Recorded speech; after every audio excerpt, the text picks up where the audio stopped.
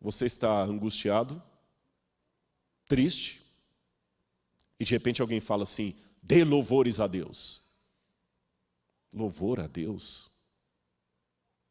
Uma vez uma jovem viúva, que era muito amiga minha desde a infância, o marido dela faleceu num acidente, e eu estava na igreja, na época era aquela comemoração de fim de ano, então tinha uma santa ceia ao pôr do sol. Muitas igrejas ainda têm essa boa prática. E as pessoas levam uma oferta e, durante determinado momento, começam a agradecer pelas bênçãos durante o ano. Ela estava tocando o piano, depois ela começou a chorar no canto e falou comigo assim: eu não tenho o que agradecer esse ano. Meu marido morreu num acidente. O que eu vou agradecer? Eu não estou nem com vontade de tomar a Santa Ceia. Num primeiro momento, eu concordei com ela. E digo que ainda respeito a dor dela. Mas depois de alguma reflexão, eu comecei a pensar: será que nós devemos dar louvores a Deus somente nos momentos bons da vida? Ou será que mesmo a situação ruim pode me mostrar o motivo pelo qual eu seja grato? Por exemplo, a pilha de roupas na minha máquina de lavar pode ser um problema, mas um problema que mostra que eu tenho roupas. Aquele som de uma música horrível pode ser um problema, mas um problema que me revela que eu tenho audição. Perceberam? Aquela comida com um gosto meio ruim pode ser um problema, mas um problema que me mostra que eu tenho paladar. E há muitas coisas que nós temos na vida diariamente. E você que está em casa, preste atenção nisso que eu vou falar. Eu não quero que desdenhar a sua dor, de maneira nenhuma. Não interprete assim. Mas saiba que há muitas coisas que você tem diariamente na sua vida que são o ardente desejo e oração de milhões de pessoas ao redor do mundo. Você está assistindo essa mensagem enquanto janta aí na sala e colocou o celular e está me escutando e jantando? Sabe quantas pessoas hoje não têm o que comer? Aqui em São Paulo, de onde eu estou pregando, está um pouco frio desde anteontem. A temperatura caiu, ontem fez 18 graus. Mas você tem um cobertor para dormir. Você tem um colchão esperando você logo depois que você terminar de assistir essa mensagem. Milhões de pessoas não têm um colchão. Você já parou para pensar que o que você tem normalmente na sua vida é o desejo ardente de milhões de pessoas ao redor do mundo? Talvez, se você olhasse isto, você reclamaria um pouco menos da vida. É isto que João entendeu. Ele estava em Pátimos, triste, mas ainda estava vivo. Ele estava clamando a Deus por uma libertação. Isso significa que ele tinha um Deus para clamar. Ele estava ali por causa do testemunho de Jesus. Então ele tinha um motivo de participar do agradecimento celestial.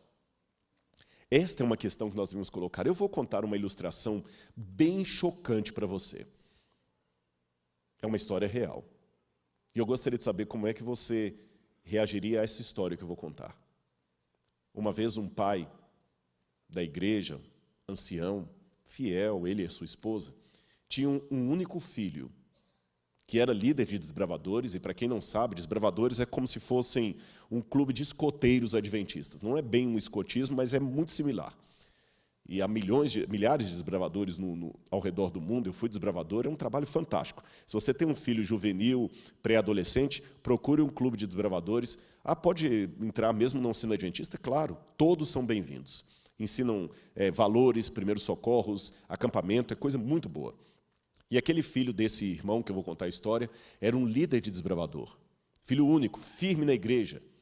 Estava namorando uma moça, pronto para casar, e de repente ele perdeu a vida por causa de um celular num assalto. Aquele irmão ficou arrasado. Poucos dias depois da morte do seu filho, num culto de quarta-feira na igreja, onde as pessoas levantam para fazer pedidos de oração e agradecimentos, aquele irmão levantou e falou: meus queridos que estão aqui, meus irmãos, e com a voz trêmula, que só um pai que perde o filho sabe fazer, ele disse: eu quero agradecer muito a Deus e louvar a Deus pela morte do meu filho. E algumas pessoas ficaram tão assustadas como alguns rostos que eu estou vendo aqui que até arregalaram os olhos. E ele, percebendo o desconforto diante do agradecimento que ele fez, tão inusitado, tão estranho, falou: eu sei que vocês estão assustados, mas eu quero agradecer a Deus pela morte do meu filho. Eu quero agradecer porque o meu filho nunca me deu trabalho. Eu nunca tive que buscar o meu filho numa sarjeta porque ele estava sob o efeito de drogas ou de álcool. Eu nunca tive alguém trazendo uma reclamação em minha casa porque o meu filho bateu em alguém ou fez violência contra alguém. A namorada do meu filho nunca teve que procurar a delegacia de mulheres porque sofreu uma violência doméstica vinda dele, uma violência contra a mulher, uma tentativa de feminicídio. Eu tive meu filho durante a vida dele me dando muito prazer. Então eu agradeço a Deus pela vida que antecedeu a essa morte. E com relação à morte, eu agradeço porque meu filho foi o que tomou o tiro e não o que apertou o gatilho. Percebeu?